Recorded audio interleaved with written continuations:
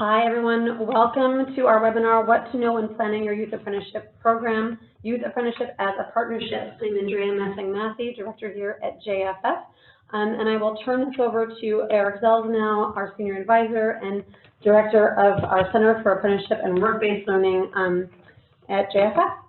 Great, well, thank you, Andrea, I appreciate that. Thanks everybody for joining us today. Eric Seleznow here, as Andrea said, and we are so appreciative that you made the time today to join us for this webinar and part of this network. Before we begin and to get too deep into this conversation, we're very excited to be part of this youth apprenticeship movement in this country that's starting to gain steam. It's a small but growing and emerging movement of folks engaged in youth apprenticeship. We're part of the Piatt Project Partnership to Advance Youth Apprenticeship, and we are also have another project that supports the Partnership to Advance Youth Apprenticeship, Piatt, through a DOL grant, and this is made possible through the DOL grant. Let me tell you a little bit about JFF first, and then we'll get into today's program. We're a large national nonprofit. We work throughout the country. We have offices, our headquarters is in Boston. I'm in the Washington, D.C. office. Andrea is in the Chicago office. We have an office in Oakland. And we work with community colleges, with K through 12, with 9 to 14 career pathways, with Opportunity Youth. We have an innovation arm called JFF Labs. We do a lot of work across the country in a lot of different spaces. We're in the apprenticeship space, and that's what this team on the line is going to be talking to you about, is apprenticeship and youth apprenticeship. JFF focuses on equity, focuses on inclusion, focuses on the intersection of education and training. In 2017, we launched our Center for Apprenticeship and Work-Based Learning, and basically what we do is serve as a technical assistance provider, a resource for the field, and a capacity builder to help local areas or states or colleges or workforce boards or a range of stakeholders in apprenticeship develop, design, expand apprenticeship programs, or go into new industries and new occupations. So we provide a lot of assistance and support for communities that are doing that. Next slide. So today's webinar has been funded, is funded through a contract that JFF has with the Department of Labor. It's a contract, not a grant, but it's under the Youth Apprenticeship Intermediary Program. So through this project, we're building both capacity and number of high-quality registered apprenticeship programs. Serving, again, we're focused on high school students that transition. The model is transitioning to post-secondary success models, but they are registered apprenticeship. There is on-the-job learning, related technical instruction, competency-based strategies, and so there's a model that Andrea will be talking with you about in a little while, but it's funded through DOL, and this is all part of our contract. And what we said to DOL when we started this project was that we wanted to align ourselves with Piatt, the Partnership to Advance Youth Apprenticeship. It's an initiative of an organization called New America and 9 other partners. But there's there's a number of grantees associated with that project, but there's a larger youth apprenticeship network of about 40 or 50 Piatt sites or Piatt partners, or those who are wishing to expand and grow their youth apprenticeship. So a lot of our work under this project is supporting Piatt sites, and these are some of the national partners and funders who support the Piatt project. This particular thing that we're doing is supported by the Department of Labor, but we are supporting the larger Piatt network, many of you all are connected to. The other thing that we're doing with this is we're also talking to other programs outside of that network who may have an interest in expanding apprenticeship, maybe on the edge of doing it, maybe just starting, but we will also want to offer support to the greater youth apprenticeship community. So there you have it. That's sort of the summary, and we're actually in Washington, D.C. right now at a Piatt convening here at New America, where we've dealt with 10 of the grantee sites, or 12 of the grantee sites, and then this certainly will help us with the larger network and providing information assistance. And with that, I believe, Andrea, I'm supposed to turn this over to you now. So it's my pleasure to stop talking for a couple of minutes, and I'll come back at the end to help do some close-up. But I want to introduce you to Andrea Messing-Mathie, and Andrea is a program director here at JFF. She leads a lot of this youth apprenticeship work, and I'm going to turn it over to her and some of our guests today. It's a fabulous picture, Andrea. Excellent. Thank you. Let me turn it over to you, and I'll get back to folks shortly. Thank you. Hi, everybody. So again, my name is Andrea Messing-Mathie. I'm a director at JFF in the Center for Apprenticeship and Work-Based Learning, and I am in the quote-unquote Chicago office. There are 3 of us who now work out of Chicago, so our office is small but mighty. In my work, I'm particularly focusing on youth apprenticeships. In my previous life, I have been many things, including a restaurant manager, a university professor, university program advisor, and for the past 8 years, working in the state of Illinois, and more regionally and nationally on college and career pathway system development, and in part, how youth apprenticeships fit into the broader landscape of how we're shifting our thinking around how we better prepare young people for their post-secondary lives in whatever form best fits their needs and aspirations. So that's just kind of me in a nutshell. A little housekeeping. So sadly, because of feedback issues, I was informed that we cannot open the line to folks for calling in. I had visions of this being a telethon, but alas, not possible. So participants are muted to preserve the audio quality of the webinar since it's being recorded. But please use the chat box freely. Eric will be monitoring the chat box while I'm talking. And in fact, I encourage everyone who's on the webinar on their computer to open the chat box now so that you can see the hopefully lively side conversations and questions that pop up. We'll do our best on this end to curate the questions that we have for all presenters, but feel free to answer each other's questions if that is a useful mechanism to do so. Speaking of which, before I dive into anything too deep, I wanted to talk about our agenda very quickly. Just kind of making sure that we understand where we're going here. We have the critical foundations for youth apprenticeship programs, and then we'll have a conversation with Mark Genua and Miles Hutz. Mark is the Director of Apprenticeship Strategies at Philadelphia Works, and Miles is a Senior Director at Talent Initiatives for the Chattanooga Chamber of Commerce. And before you get to hear from those lovely people, we're going to do just a little bit of level setting. So many of us are at some level familiar with the concept of apprenticeships and are aware of the renewed excitement around apprenticeships for the potential they have to address kind of some of our most entrenched disconnects between education and employment. There has been a 56% growth in apprenticeships since 2013, and in the past 5 years, almost 11,000 new programs have been started in over 1,000 apprenticeshable programs, occupations. Registered apprenticeships have a clear definition with really structured rules for on-the-job training, related technical instruction, national occupational credentials, and reward for skills gains. Youth apprenticeships, however, just as a concept, youth apprenticeship is still an evolving concept in the United States with no single legal definition. Generally, a youth apprenticeship program meets the same 4 criteria of a registered apprenticeship program, but is designed specifically for apprentices that at the start of the program are enrolled as high school students. And as we know, that has implications for not only program design, but for how the programs come together across the community. So there is an expectation, the alignment across these rules really does try to mirror what registered apprenticeships do for the adult space. So there's an expectation for a clear role for the employer through paid and supervised on-the-job learning that is then connected to related classroom-based instruction. Through all of this, there's an expectation of ongoing skills assessments against established skills and competency standards, both technical and employability skills. And finally, all youth apprenticeships should culminate in portable, industry-recognized, and valued credentials as well as a post-secondary credit. So just so that we're kind of on the same page, these are the elements that we're supporting, and these are the elements that really have been elevated as kind of the benchmarks for what should be in a youth apprenticeship program. But what we've noticed over time is that it can be difficult to explain succinctly how it works, especially to students, families, educators, and employers who aren't familiar with the model. To help address this common challenge, the Partnership to Advance Youth Apprenticeship, PIA, which Eric discussed earlier, created an infographic that I find very helpful, that many of you have likely seen before, that illustrates the components and sequence of a typical youth apprenticeship program, including the many options available to young people at the conclusion of the program. As the infographic shows, students typically start youth apprenticeship programs in the 11th or 12th grade. Over multiple years, youth apprentices complete paid on-the-job learning under the mentorship of a skilled employee, earn transferable credit for college-level coursework, and complete their high school diplomas.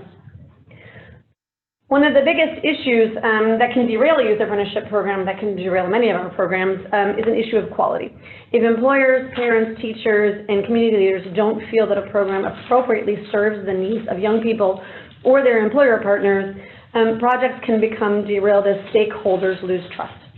In that vein, and to attempt to address that issue, Piatt has developed quality principles that define the characteristics required to serve the many stakeholders in youth apprenticeships, most of all learners, and the outcomes that can be used to measure their success. So these principles are intended to be both practical and aspirational, recognizing that we're all at different stages in development, design, and implementation. But what these principles do is they provide clear guidance to industry, education, and community leaders and state and local policymakers, while at the same time setting a high bar for program design, outcomes, and continuous improvement. We'll touch again on these throughout the webinar, but I wanted to make sure that this was elevated before we went too much further. So youth apprenticeships are emerging as a growing strategy in communities across the nation to increase access to college and career. But these are high school students. They're not yet adults. They require an ecosystem of support around them, which demands strong partnerships. And this ecosystem looks very different than the ecosystem around adult learners. So these partnerships ultimately live and die by a shared vision for what and why your community wants to accomplish and how youth apprenticeships fit into that vision. Ideally, youth apprenticeship is part of a broader strategy for local economic development and college development. And it begins with a recognition and a commitment, frankly, by community leaders that there is no more urgent economic development strategy than bringing K-12, higher education, and the private sector together to redesign education and career opportunities for young people. So our position here is that high-quality youth apprenticeship is a concrete shared goal that can move cross-silo dialogue at the community level into joint action, with an intermediary at the center holding it together. So just kind of picking apart each of these various elements of this partnership. So first, high schools create the enabling environment for students that participate in youth apprenticeships. We send our children off to high school, and they serve a real guardianship on our behalf.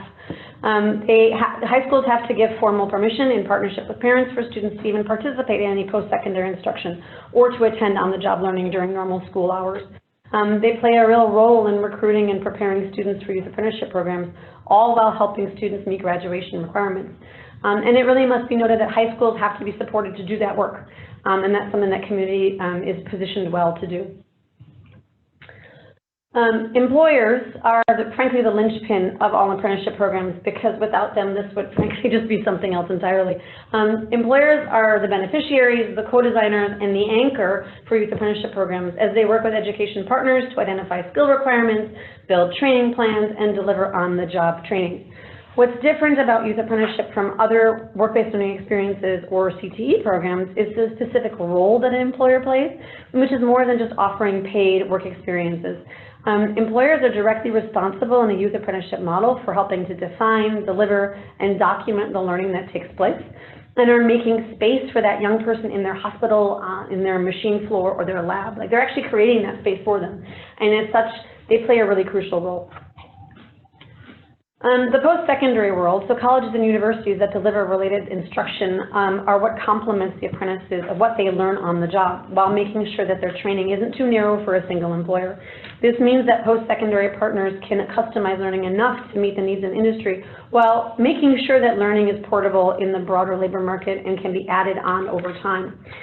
It should also be noted that universities and colleges aren't always positioned to do this work correctly. They're not always positioned to do this work in a way that fits neatly into the way that secondary schools might do this work. So they also have to be supported on some change management, and the community in partnership across these silos, these sectors, can make sure that they do this together. So finally, the intermediary. This is the organization or collection of organizations, or frankly sometimes one person in an organization, that coordinates the activity of key partners to support employers and the success of apprentices. There are many names for them: the champion, the workhorse, the backbone, or just somebody who makes working with partners part of their day job. Whatever they're called, their work is really indispensable for helping to set up and run programs, and it helps to keep the community humming around the ideas around youth apprenticeship. Diverse organizations and people fill this intermediary role, district-based, work-based, learning coordinators, community colleges, Chamber of Commerce. It's rarely a dedicated resource full-time job. And with our partners today on the phone, we're going to spend some time really talking about the role they play as intermediaries and how they see themselves kind of toggling between these other three sectors in their space. So because youth apprenticeships require that healthy ecosystem, not only for the implementation, but especially for sustainability, we need to understand the strengths and weaknesses in that ecosystem. So we all know toolkits, we've seen them all over the place, but I think that this particular space of work requires some practical application, some practical tools in order to move someone from point A to point B. So to do this, JFF developed the assessment and planning tool to help communities address those critical foundational issues in developing, planning, and implementing high-quality youth apprenticeship programs. So this tool will help communities leverage their best assets to support the programs that make the most difference for families and students. So this tool, and I'm going to toggle back and forth across some of these slides. This particular slide gives you a sense of kind of what the tool looks like and how the indicators are really parsed out based on the various needs that a community might face. But the tool distinguishes between two context categories, environment and policy. So I'm going to toggle back and forth between these two slides. And two program categories, governance and program design. So these categories dig into the meat in and around youth apprenticeships and help communities determine if they have the right enabling environment in place. The tool asks very specific questions about how leadership is structured. It asks if business leaders are connecting with policy leaders to help shape choices about education, and provides clear indicators for communities to help them assess how they are meeting the 5 markers of youth apprenticeship quality at both the policy and programmatic level. So I think those are really important things. So you can see here at the programmatic level, it's asking that question, and here at the policy level, it's asking that question as well. So Andrea, so the assessment and planning tool that's just for me, right? It's for me and my planning and assessment process, got a range of questions. I can use it with partners, but I should not be afraid of this tool. I should not, have to write a book about it. It's really just to help me think through it. Right? Yeah, I mean, this can be used as much or as little as you need it to be. And frankly, I think what the tool can really be is also a catalyst for a community conversation about where we're doing work well and where we're maybe falling down. So it can be useful to you. You're not required to use it. It is there as a tool and a resource to help you think through the various indicators of quality and success and where you want to take this. So yeah, absolutely. What I have found most powerful about this tool is the assessment function. So while this is not unusual in the field of toolkits, set against the backdrop of youth apprenticeship specifically, allows intermediaries to assess where that implementation has accelerated and where it might be stalling. So Eric, to your question, this assessment function allows an intermediary as a backbone organization or a community champion to really have a cohesive conversation with their partners about what are we doing well and where do we need to grow. It allows cross-sector partnerships to assess where they are and where they want to be. And because high-quality youth apprenticeship is a concrete shared goal that can move cross-silo dialogue at the community level into joint action, with an intermediary at the center holding it together, having a way to clearly map out where you are and where you want to go can be a powerful way to move through roadblocks during both design and implementation phases. So you are done hearing from me and my froggy voice today as far as this particular portion of the webinar. I'd like to turn it over to our first practitioner who's going to have some time to talk. I'm going to have some time to talk first with Mark Genua, who's the Director of Apprenticeship Strategies at Philadelphia Works. And at Philadelphia Works, the Workforce Development Board for the City of Philadelphia, as you can see, Mark is responsible for providing that TA, that technical assistance, and the strategic implementation, and frankly, investment in registered apprenticeship and registered pre-apprenticeship programs in and across the greater Philadelphia region. So Mark, can I go ahead and turn it to you? Yes, you can. Thank you very much. And you can go to my first slide, please. You're already there. Excellent, thank you. So yes, as was said, Philadelphia Works, we are the Workforce Development Board for the City and County of Philadelphia. And I know workforce boards can be set up different ways across the country. So just to give you some context, we are a separate 501c3 nonprofit, but we are connected here to the local city government, as in the current mayor appoints our president and board of directors. So we're kind of a, I would say, quasi-governmental agency in that sense. So, like a lot of workforce boards, we receive a lot of the funding that comes from the federal level, passed through the states, and then down to the local level. That is your WIOA, Workforce Innovation and Opportunity Act, as well as your TANF funding, as well as other various discretionary grants that come from either the federal or state level, pass through us, and then we in turn partner with various organizations and employers here in the community to run different workforce training programs.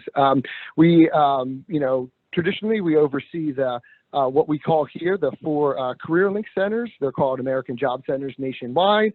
But then also we run other workforce programming for both the youth and adult population. And what my role, me and my team here, is really we manage a bulk of the workforce funding specific to apprenticeships that comes down, that being various grants that we either apply for ourselves or partner with other organizations to get from the federal or state level. And then also over the years, we've identified and utilized a bulk of our WIOA funding to support apprenticeship programs as well. So, my team here is charged with managing that funding and partnering with employers and various other organizations to run pre-apprenticeship and apprenticeship programs. You can go to the next slide, please. So this slide kind of gives you an idea of, what work has been happening here in the region, particularly over the past 5 years. Even though we are the Workforce Board of Philadelphia, we partner closely with the other workforce boards in the immediate outside counties here in the city. So we work, especially in the apprenticeship space as a regional unit to really advance this apprenticeship work. So, like across the country, here locally, the apprenticeship model has really gained traction in various industries. Here in the region, we have a very much a strong tradition of our union-backed skilled trades programs who have been operating these programs for decades.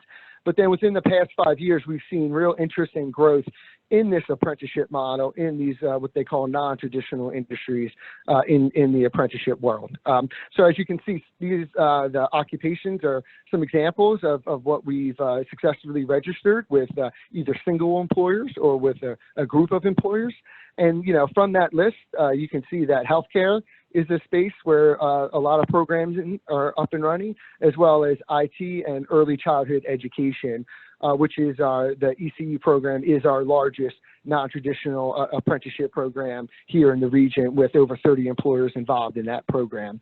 And then, like I mentioned about the investment, about over $8 million has been invested here regionally. And again, that's through various discretionary grants that we've received. We're currently winding down our 5-year American Apprenticeship Grant, which was a nationwide grant. But since then, the state has made significant investment in apprenticeships, so we've received various grants and funding through them. And then also looking at how we can best use our WIOA funding to support apprenticeship programs. So we've utilized on-the-job training fundings, individual training counts, and other youth apprenticeship WIOA funding. But then also foundations. We've approached and other foundations have invested in our work here, including the Annie Casey Foundation and the Kellogg Foundation as well. Next slide, please. So this next slide represents a regional collaborative that we've built up that was launched during National Apprenticeship Week in 2018, so about a bit over a year ago. And the reason for this was we had so much activity in the apprenticeship space going on. The key stakeholders in the region wanted to really get together and figure out how we can move this work forward in a more efficient, comprehensive way by leveraging each other's funding and technical assistance opportunities. So it was decided to form Apprenticeship PHM, in part with a website as well as a Twitter account so far. But then also we had, there's 3 major goals you see there of outreach and engagement, technical assistance and capacity building, and research policy and funding. And some of the partners are the local workforce development boards, employers, the City of Philadelphia, educational institutions, and training providers. So really, all the key players in an apprenticeship program really are part of this collaborative. And our first major body of work is what we receive funding through the state to launch an ambassador network here in the region. And through that, we are training workforce development professionals to be apprenticeship intermediaries in this space through a year-long apprenticeship program. And really, it was through this collaborative where we really started to dive deep in the youth apprenticeship work, especially here in the city of Philadelphia. And I can go into it later, but some of the major players in that work obviously is the School District of Philadelphia. We have one school district that oversees all of the city, and really utilizing what had been already going on in the district, as well as some of the charter schools we have here, and capitalizing real on the robust career and technical education programming we have here in our city high schools, and really seeing how we can transform them into pre-apprenticeship and youth apprenticeship programs. So at this point I'll stop speaking and let Miles do his part from here. Well, that's great. Thank you so much. And I have so many questions. I've written them down. Eric actually has a question here from the chat box. So which computer languages are being taught in the computer programming occupation, and how long is that program? That's actually coming from one of our practitioners. Sure, excellent. Yeah, I can answer that. So, right now that computer programming is the one that is under that soon to be developed category. So I have to go back exactly what the computer languages are in that, but that program is really built off of a current occupation within the program, within the kind of the help desk computer support tech position. So one of the larger IT apprenticeship programs in the area really takes a school district of Philadelphia high school graduates and puts them in an apprenticeship employed at the school district of Philadelphia schools, providing those support tech needs. And what happened from that program is other employers wanted to join in, and there was a need in that computer programming area. So that program is currently under development right now. So I can follow up and get back the exact language that's being discussed, because I know the partners in that program have been meeting with the employers to kind of iron out those details as well. That would be great, and clearly there's some interest in that. So I'm going to hold some of my other questions. I want to give Miles a chance to talk about his work. Because I wasn't smart and didn't plan out my presentation, I'm going to have to toggle back and forth here a little bit. So I wanted to give Miles Huff a chance to talk. He's the Senior Director of Talent Initiatives at Chattanooga Chamber of Commerce. And although Miles is relatively new to the Chattanooga Chamber of Commerce, Miles oversaw corporate social responsibility, including volunteerism, community engagement, and corporate giving for UNM's Chattanooga and Glendale, California campuses, as well as UNUM field offices. So Miles, I'm going to go ahead and toss it to you.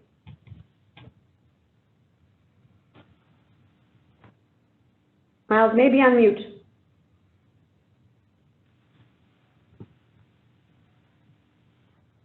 Can you hear me now? Oh, we can. Oh my gosh, I'm so sorry. That was literally the only thing I was scared of about this entire thing, was being on mute and not knowing it. So now it happened. It's only uphill from here, right? Well, thank you so much for having me today. As you mentioned, I'm the Senior Director of Talent Initiatives here at the Chattanooga Area Chamber of Commerce. And so I wanted to give, before we get into the questions, lay a little bit of a foundation as to what brought us to the youth apprenticeship work and how we kind of arrived here. So what you're seeing on the screen is the strategy that we are currently operating under right now, which we've called Chattanooga Climbs. And within that, there's sort of these broad goals, and you can see them here. The main one that our work falls under is the one on the far left, which is Future Ready, where we're looking at equipping our citizens with skills for the new economy. Obviously, Mobility for All and Gig City wins. They include parts of workforce development, but this is really the driving strategy behind all of the work that we're doing. And so within that, you can go to the next slide. The purpose for our team, so my team here at the Chamber does everything talent. So that is talent development, talent recruitment, talent attraction, talent retention, economic inclusion. So we have a huge body of work that we are working on here. But the purpose that kind of underlines everything we do is this: to build alignment across regional education and workforce development systems, strengthening talent pipelines, and ensuring employers have a skilled, diverse local workforce. So everything that we do, all of our programmatic work and everything that, that happens here in Chattanooga at the Chamber is driven with this purpose. And so within that, you can go to the next slide. We're looking at, when we're engaging students and workers, this is kind of the continuum that we're operating within, right? So we have students or workers, we are engaging educational providers while also getting industry to pour into those, in the form of internships and youth apprenticeships and work-based learning. And then we're producing the product, which is the talent pipeline for the employer. Next slide. So out of the Chattanooga Climb strategy, these are the metrics that kind of emerged as we looked at the work we needed to be doing. And so some bold goals that we have set for ourselves over the 5 years are directly around talent development and apprenticeships. And as you can see here, some of those goals are increasing earn and learn apprenticeships, pre-apprenticeships, and internships, a few other things, but this really is indicative of a need, or was indicative of a need for youth apprenticeships, and sort of began making the case for that in Chattanooga. And so out of that, you can go to the next slide, came this really innovative model that you all have never seen before, not in this slide, right? This is brand new. No, we directly stole this from Piatt and JFF, and so we're so grateful for that support. But this is a program that so where we are in our program, we are about to launch a branded program. We've already been working in the apprenticeship space, but now we've actually secured dollars and we're getting funding and getting staff to build out this program, which is going to be called Southeast Tennessee Works. But you can see here that we are serving as that sort of convening partner, right? We're in the middle as the Chamber of Commerce, and around us we have Hamilton County Schools, our business and industry partners, and then also Chattanooga State Community College, which is our secondary institution that we're partnering with. And so we are in a really unique position, and I would say as a chamber, I have the most fun job out of all of this, in working with every partner and making sure that we're having the same conversation and we're really aligning behind what these needs are and how we're best going to execute these programs. So looking forward to having more questions, but Dre, I'll kick it back over to you so that we can get moving. Great. Yeah, so I have so many questions. So I'm wondering if Mark and Miles and Mark, you can start this off, but if you can spend just a couple of minutes talking about is there a local challenge that you're trying to address through work apprenticeships, through youth apprenticeships, and how partners have been involved in identifying that challenge? Sure, I can start off with. So yeah, and I think definitely, some of the reasoning behind why we're developing apprenticeship is to address some of the challenges we have here. We have, even though the national unemployment rate might be low, it's still relatively high here in the city of Philadelphia, especially for our youth population here, either in school or out of school. We have a larger dropout rate of youth high school students leaving school early, as well as, students who are graduating who aren't taking that next step in the workforce. So yeah, the unemployment rate is extremely high. So we saw, figure out a way to get the youth here in the city of Philadelphia in jobs, in apprenticeships, and put on career pathways. Especially in our youth apprenticeship work, we partner mostly with our Community College of Philadelphia to add college credits onto these apprenticeship programs, because we understand that this apprenticeship is not just a job; it's meant to put them on a career pathway to longer-term success. And adding college credits, especially with a local community college, is seen as vitally important here. And then two, I think not only is there a need in terms of serving our youth population here, but the employers here in the region. We do have a very burgeoning tech sector here. We are the headquarters of Comcast, our largest tech-related employer, but then we also have various other smaller IT firms who really are searching for that talent, that IT need. And they're starting to come around to the fact that, maybe, some of their positions doesn't require a bachelor's degree, and they're better served about training individuals up, especially in a tight labor market that we have now, where employers are competing for talent. Employers are seeing, especially in the IT sector, about adding an apprenticeship program as a way to attract talent versus two companies that might look similar on the face. So yeah, we're serving both our youth and employer populations here. Miles, how about you? Yeah, so it's interesting that you say that, because we are having almost not the opposite situation, but our unemployment rate is actually incredibly low right now, which is really an interesting problem to have, and that we have employers that are consistently saying that, they need talent, and that we need talent in very specific sectors. But we also, in Chattanooga, we see a really interesting trend in that Chattanooga is a very successful city. We're a wildly philanthropic city in terms of our citizens. But economic mobility and upward mobility within people's careers continues to be an issue. And so we're looking at how we are engaging our youth earlier, how we're getting them career exposure earlier, but also how we're guiding youth into occupations that are going to be high wage, high demand, and really have opportunities for upward mobility there.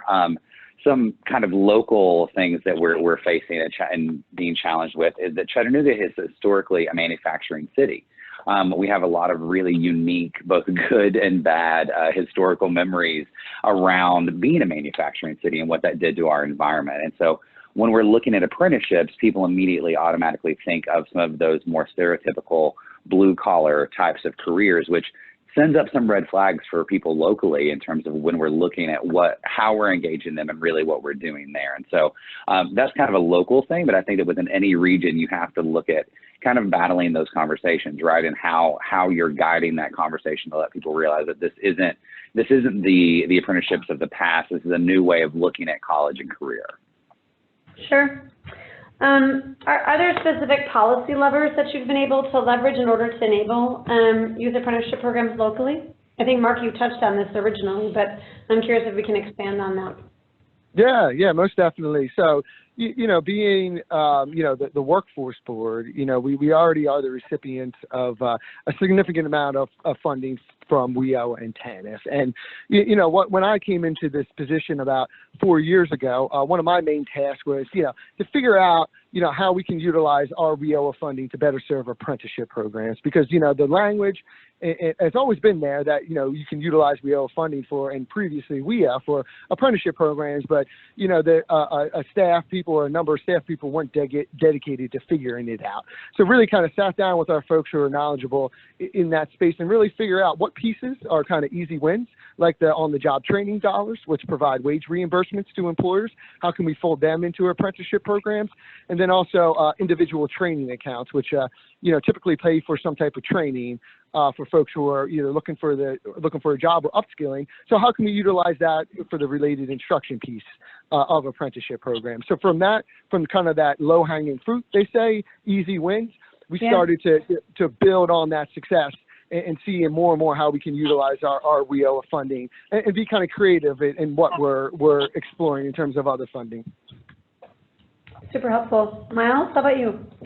I was going to say, Mark, along with that, I mean, you already mentioned this, but I think we've partnered very heavily with our CTE, or Career and Technical Education partners here at Hamilton County Schools to access that funding and those things around that, because they have access to a ton of resources.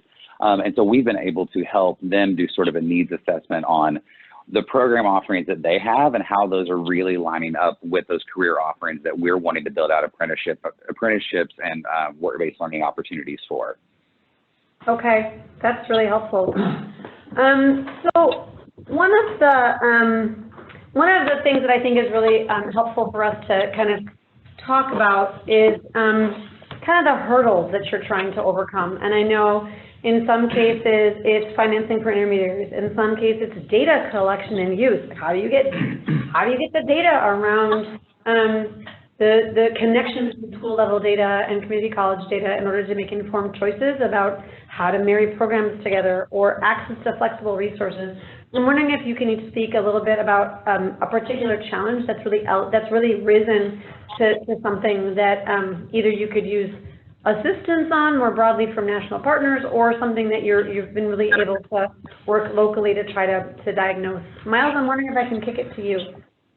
Yeah, absolutely. So I saw this pop up in the chat box, and I think that one of the most common things that we see people ask, or some of the fears that we hear from employers, especially with pre-apprenticeships and youth apprenticeships, is with the age of 18 and how do we get people into these work environments before they're of that age, and how do you work with the Department of Labor there? So we actually were very fortunate in that one of our biggest local apprenticeship spots, we worked with the Department of Labor, and they were actually able to send representation there in that environment, and quite literally walk through and kind of point at a variety of machines and say, yes, no, and so really taking a lot of that questioning out for the employer and highlighting what they're able to do before the age of 18. I mean, I think that that's a big hurdle that we're always going to face when we're looking at youth apprenticeships. But I think the Department of Labor, because they see the need for talent and they know what's going on and, you know, this kind of gap that we have here for a lot of the skills-based labor, they're willing to engage in those ways. And so we've been very successful at that here. And that, I think that when you are able to do that with a couple of employers, it really removes a lot of the questions for the other employers, and then those employers become champions for the work that you're doing also. That's so interesting that you've been able to work with the Department of Labor and actually have them come on the ground and do some of that, nitty-gritty work with you. I think that's really great. Mark, I'm wondering if you can speak to this question, to kind of like, what's one of the biggest hurdles that you feel like your community is facing? Yeah, definitely. One is similar to Miles about, kind of convincing employers that it's okay to employ, folks of certain ages that are younger than the traditional employees that they hire. But kind of to expand more on another point is really, one of the hurdles has been navigating the kind of requirements of the school district of Philadelphia. The requirements of, students have to be rostered in high school. They have to spend so many hours here, especially in the career tech ed programs. There's certain number of seat hours they have to do, certain number of exams they have to do.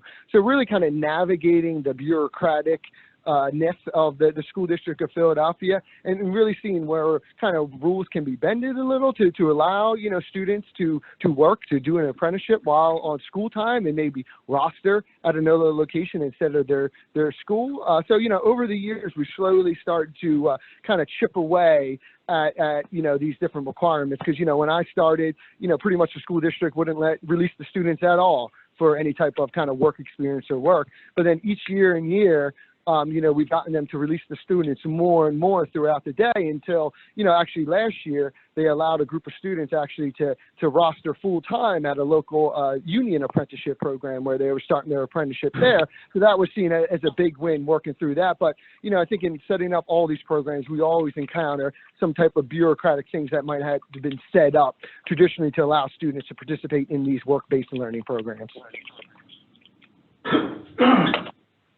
So it's interesting. Eric, I'm wondering if there's a particular question in the chat box that feels. Yeah, there's a lot of interesting things coming in, as people can see. And you know what? And we get this question a lot, and certainly in our Piatt Network we do, and really with sites all over. And this is the age-old argument: is do you register your program or not? And I just put a quick note in the chat box, but there's a mix of ways to do this. So there are high quality, high rigor, high standard programs that are registered with high school students, with 17 and 18-year-olds and maybe 16-year-olds. Walter Sickenthaler from North Carolina is on the phone, and he will tell you that, they do that there. They do it in South Carolina. You can do registered apprenticeship programs for youth. Now, it's a little bit of a different model than adults, but it can be done. And I think, some of the other conversation is having those robust community partnerships between schools and employers, community colleges, chambers, and other groups in which you lay a foundation to do that. Other areas choose not to register for whatever reason. So there are choices when you do that. That's sort of one of the policy decisions you have to make, and you have state apprenticeship staff or federal DOL apprenticeship staff in your state, and you should consult with them. We like registered apprenticeships because they're a higher quality. There's a quality control mechanism. There's people who review those before they're approved, and they are generally higher rigor. But you can do youth apprenticeships that are not registered also. So those are choices your community should make. And I know there's folks here that are on the line that do registered programs and are advocates for it, and some who don't. So there's some of that. And Mark or Miles, what's your all's position on registration? Do you do that for everybody? How do you do that as community-based intermediaries, right? You're the glue that holds this program together. How did you determine that? Mark, I'll start with you. Oh, sorry, go ahead, Mark. Go ahead, Miles, sorry. It's okay, you don't like me as much as Sam, it's fine. No, I think I would say, at least in Chattanooga, you made a really good point, in that utilizing your community partners to help with that lift on the on the registration of the apprenticeships, I think is huge. So our local community college has been very, very active in working with us and doing a lot of the heavy lifting on the DOL side of things. So what that does is that, well, one, we do want to try and register as many of them as possible because of exactly what you said with the high quality caliber that brings to the apprenticeship. We think that that's really important. Now, will we be successful in doing that for all of them as we roll them out? We hope so, but you know, that's still yet to be determined. But Chattanooga State Community College is actually working with the Department of Labor to do, and they will be continuing to do all of the heavy lifting on getting these things certified and registered. And that way, what we're able to do, and we're hoping we'll see continue, is when we go to our employer partners, specifically new employers, we'll be able to say, hey, we're doing that heavy lift. We're getting it certified. We're getting all of this taken care of. All you have to do is say yes and then comply with the apprenticeship guidelines. Excellent. And, yeah, Mark? Yeah, sure. So yeah, here, I would say a vast majority of the programs under my purview are definitely receive that registration status. Here in PA, we are a state apprenticeship agency, so we work with the state on registering programs, and you know, just exactly as Miles and Eric alluded to, it really kind of, you know, gives that stamp of approval on an apprenticeship program that, you know, it meets these standards. It kind of, you know, meets the rigor of the training that's expected in these apprenticeship programs. But another thing on what the state has done and what we have done here locally, we've tied a lot of funding to registered apprenticeship programs. So in order to access some of the funding that's coming from the state and here at the local level, programs need to be registered here in PA. So that kind of provides that extra incentive for folks to meet that registration status. You know, and staying along this line, so Anan is asking a couple of interesting questions that I think are instructive here, and much of it has to do with the role of intermediaries. You know, on the slide that everybody's showing these days, Miles and Andrea, you know, there's this partnership of groups that are that foundation in your community. And there has to be the glue that holds that together, right? It's the intermediary.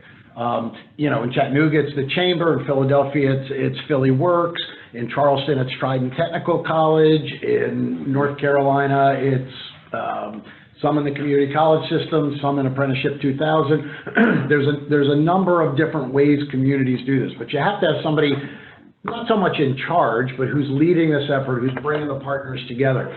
And then, you know, when you all make collective decisions about registering your program and working that out with the state or the feds or not registering, somebody still has to be in charge. What's the quality control? Are students being served? You know, the thing with registration is it's got quality requirements. It's got standards. It's got hours. It's got minimums and maximums of a number of things. So, you know, a lot of people like to use registered because it's a structured program that you craft your program around the structure of registered apprenticeship.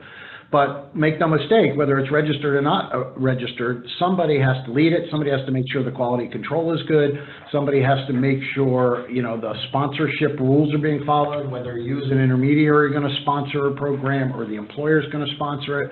How you bring partners together, what's your policy on supporting students, what happens with students who don't have driver's licenses and they need to get to the job, what about scheduling in the schools.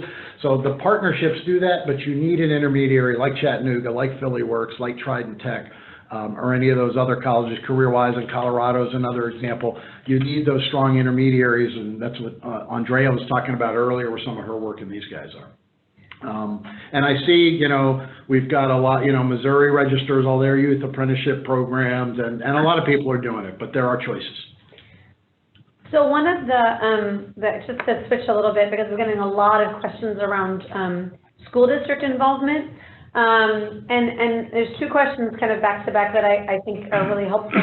Samantha Gonzalez asked, how would you advise school counselors or school administrators to begin the conversation if a youth apprenticeship program doesn't exist in their district or area? So she's in Texas, so lots and lots of districts, and Samantha, I have some ideas for you. But on that same vein, like, how are you successfully engaging school districts to embed this into their curriculum and educational plans? So if it exists and you're trying to bring it in, or if a school district is trying to bring it out, like, how does that relationship work? And I'm wondering if Miles and Mark, I can turn it to you to chat through that. And yeah, Mark, Mark, go ahead. Okay. So yeah, how we can build that. So I think, with, especially here with the school district of Philadelphia and a lot of the charter schools here, we already have a robust, like I mentioned before, CTE, Career Tech Ed programming. Some high schools are even totally devoted to this CTE programming. And, as part of the CTE programming, they're required to form what they call industry advisory committees. So that's then bringing employers in to inform the curriculum they're teaching in schools. So right there, they already have some of the major stakeholders already in place that could form an apprenticeship program. So what really, my work and the team here at Philadelphia Works, we go in and help them to see, okay, what you're already doing, how can it be enhanced to turn into an apprenticeship? So right there, the school district and employers are already at the table. And then, we typically bring in the community college because they work with the school district, a lot on transferable credits, on high school students taking college credits early before graduation. So it's really getting them to see, okay, all the major players are already in place and you're doing this in a less formal fashion. Let's formalize it, enhance it, and make a true apprenticeship. So these CTE students who are being trained in a particular industry and occupation can actually graduate and go in and have experience in the field what they've been trained for all these years in high school. So I think really for us, it's getting the folks like the school district employers to see what, capitalizing on what they're already doing currently. And I would say, I think, yeah, for us as well, I mean, Mark, almost exactly what you said. I think that we are very fortunate in Chattanooga and that we have this really, really serendipitous relationship between all of these partners. But the one thing I think, that Mark said that really works here is that we also have Future Ready Institutes in Chattanooga, which is essentially the career academy model, right? And so rather than creating something that's entirely new, what this conversation has become is exactly what Mark said, and expounding upon the work that they're already doing and adding those early post-secondary opportunities, the industry certifications, all of those things that they were already doing within the Future Ready Institute. And this is just a natural layer above that we're able to work with them because that conversation was already happening. I mean, I think that if you're in an area where that's not on the table and maybe even your CTE programming is not as robust as it should be, then you're going to have obviously a different set of challenges. We're very fortunate, and the conversation was really kind of already happening. And so serving as that convener and bringing everyone to the table that was kind of working in the space has really been a great place for us to be in to expound upon that work. That's really helpful. And I realized I forgot to put us on this slide. I kept us on the Chattanooga slide the whole time. I had this beautiful slide with all of our pictures on it. So we only have a couple of minutes. But there was a question that one of the folks on the webinar, Hugo Moreno, sent in that I think needs to be elevated, particularly around smaller employers or those communities that are more rural and don't have large employers in their regions. So if you've experienced this, and I imagine in some ways, particularly in Chattanooga, this is probably a little bit more relevant for you, but how are you supporting smaller employers or those communities that are more rural and that don't have large employers in their region? They struggle with employers being able to pay wages for youth apprenticeships, and in those cases, transportation has been a huge hurdle for them. So I'm wondering if Miles and then Mark, you can speak a little bit to how you're addressing the needs of smaller businesses and rural communities. Yeah, absolutely. Quite honestly, I would think that is something that we are now really thinking about. We have a lot of large employers here in Chattanooga that are already working in this space. And so, but we are in the South, which means that very rural areas are right outside of the Chattanooga region. And so really our hope is a couple of things. One, going back to what I said about the work that Chattanooga State is doing, if we have an ability to really do a lot of that work with the Department of Labor and with getting everything taken care of in terms of the paperwork and all of that, our hope is that we will empower people in those communities and employers in those communities to be able to take advantage of this. And I think also the second thing would be educating ourselves as well as our communities that it doesn't have to be a large employer with this really, really robust apprenticeship program, right? If we have 100 employers in rural areas that are able to do one apprenticeship, then that is really going to also help move the needle, right? So it's easy for us to look at these large employers and build out these big programs, and it's really beautiful and wonderful. But those other programs are just as important. And I think that when we look at our workforce, those opportunities for equity there in those rural areas are really going to be really important to have that conversation around. So I don't think that we're there yet, to be honest, but I think that we're looking at how we're doing that very intentionally, because we are surrounded by very rural areas right here in Chattanooga. Yep.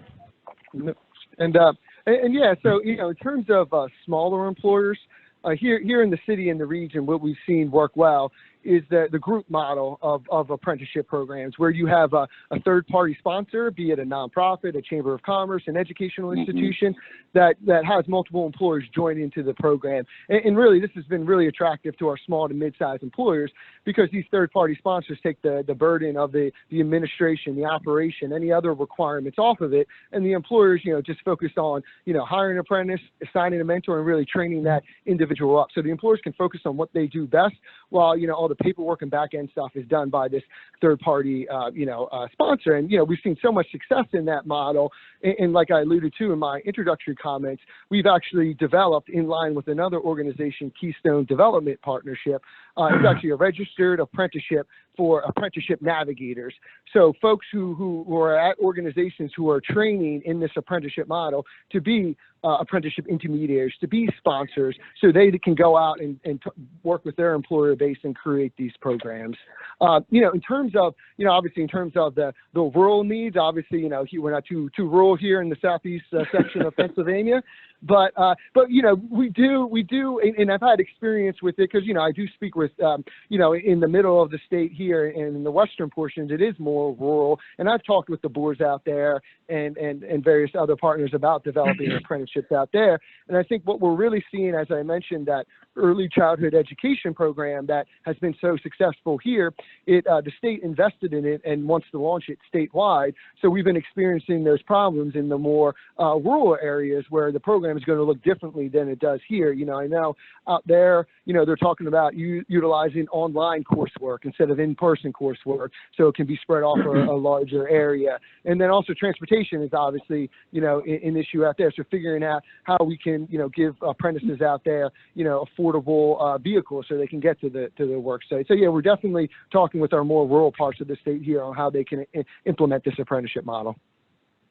Just a couple, thanks, Mark. This is Eric again, and we'll be wrapping up in a couple of minutes, but check your chat box. There's some really good conversation going on with our folks from Missouri, our friends from Missouri and elsewhere, about a consortium of companies, right? A sectors approach is very common, where you organize 10 or 12 or 20 manufacturers, you know, 8 hotels, 4 hospitals. You bring those employers together, work with them on developing a common industry standard that they're all interested in doing in that community. It's very powerful stuff. Many of you all are engaged in sector strategies, and so that's one really good way to do this. And then working with your community college or whoever your training provider is to say, this employer gets 3 seats, this one gets 3 seats, this one gets 2 seats, or whatever. So that's a great way to organize on the local and regional level and really get employers to know that you're trying to support their industry. You know, Walter made a great observation about this legislation in North Carolina, where if you're a young person in high school in a bona fide registered apprenticeship program, your community college training will be paid for at no charge to the student. Well, that's important. If you're not in a registered program, you're not going to get that. Also, in some communities, if you're not in a registered program, you're not going to get access to WIOA funds if a local workforce board is engaged. I also want to take the point to say, in many communities, this is very different, right? So some communities, it's a workforce board taking the lead, but not very many. Mark is an innovator, and Philadelphia has been an innovator in this space. In some areas, it's chambers involved. Not a lot, but it's growing. In Charleston and Chattanooga, Carroll County, Georgia, and some other places, chambers are involved, I think out in LA as well. So there's some really interesting things happen there as part of the partnership with that. Sometimes it's an industry association, local manufacturing association is a partner in these. Some of them are intermediaries, take on a larger role, some of them are just partners, right? There are some school systems who have gotten in to be sort of leaders and intermediaries, again, few and far between. And look, this youth model is still in its early days of transformation, right? And so we're testing and learning a lot about it, but I think there's some flexibility there in your community that sometimes it's going to be a strong partner, sometimes it's going to be a nonprofit, sometimes it's going to be a funding collaborative. So there's different ways to do this. And then there's different elements of this project that, you know, if you're going to be a registered program and sponsorship, you know, who's going to do that? Mark gave a very interesting about a example of a third-party organization or a nonprofit partner who serves as almost like a secondary intermediary, if you will, to make things easier for employers. And that's really what it's all about, right, is making it easier so employers will participate, not putting a lot of burden on employers. They're trying to run businesses, they're trying to make money, but they do want to invest in their community, and they do want a pipeline of workers, you know, in their communities. They don't want all their students to go away to the university 4 hours away and never return to their communities. It is a pathway every bit as good as a 4-year degree, and my old boss, Walter, you would know this, my old boss used to say it's apprenticeship, the other 4-year degree, right? Because certainly the wages that these young apprentices make, the completion rates are significantly higher than community colleges in almost 4 years, and their job retention rates are off the chart at about 94%. So there's a real selling point to employers about reducing churn, creating a pipeline in their communities, and meeting the needs, not just of the employers, right, but meeting the needs of those members of the community. I was reading an article in Forbes magazine about this fabulous 19-year-old registered apprentice in South Carolina, and she has just bought a house.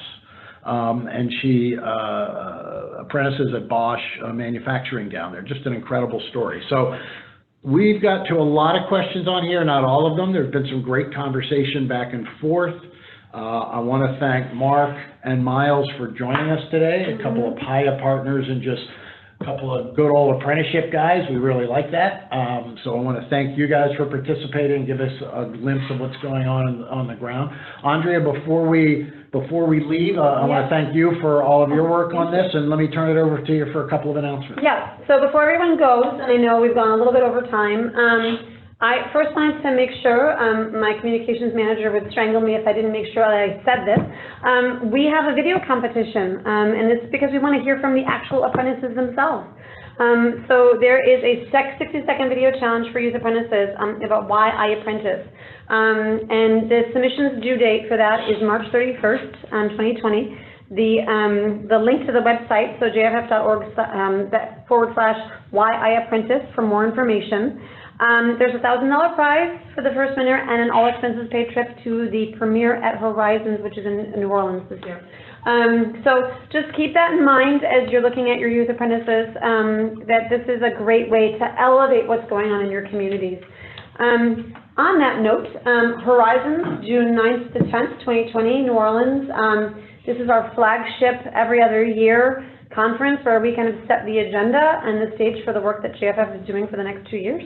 And we'll bring a tremendous amount of energy and for partners from across workforce, employers, school districts, community colleges, 4-year institutions, and really across the community. We're looking at almost 1,000 participants this year, so please keep that in your sights. I want to also say that we had an incredibly robust chat box. Eric was a gem at monitoring that, managing and answering a lot of questions.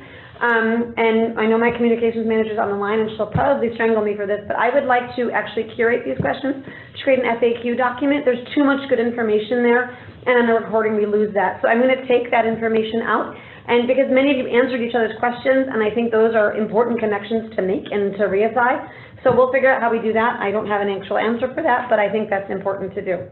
So we want to thank everybody for joining us on this webinar. We want everyone to join us on the webinar. And a last announcement before you sign off.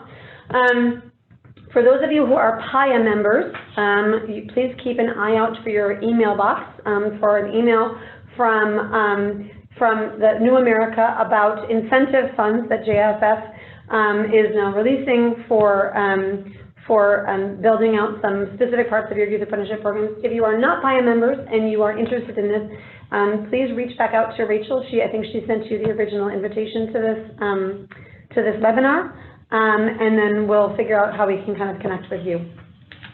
So thank you so much for joining us today, and don't hesitate to reach out. All the best, everyone.